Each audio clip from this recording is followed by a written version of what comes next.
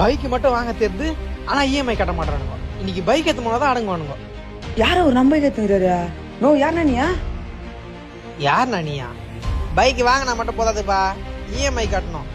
ஓ, bike store பண்ணி வந்துட்டீங்களாண்ணா? ஆமாப்பா, bike EMI கட்டி 3 மாசம் ஆகுது. நான் இந்த மாசம் பைக் ஏத்து போறேன், அப்பதான் நீ அடுத்த மாசம் இஎம்ஐ கட்டுவேன்.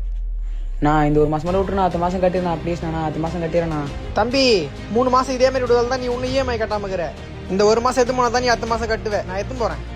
நான் கொஞ்சம் புரிஞ்சுங்கண்ணா, வீட்டில் ரொம்ப கஷ்டமா இருக்குதுண்ணா, சாப்பிட்றதுக்கு கூட இல்லாமல் இருக்கிறேண்ணா. இந்த மாதம் கொஞ்சம் விட்டுருங்கண்ணா, அடுத்த மாதம் கட்டிடுறேன். சாப்பிட்றதுக்கு வயலில் ஏன்பா பைக் எடுக்கிற நீ? வை விடுப்பா. அண்ணா வை விடுப்பா. 5 hours later. தம்பி வீட்டுல யாருப்பா?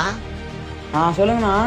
பா 3 மாசம் பைக் டியூ கட்டல, எப்பதான் கட்ட போறேன்? அத்துவாட்டி கட்டலாம், நான் வண்டி எடுத்து போயிடுவேன். என்னது, பைக் எடுத்து போயிடுவா?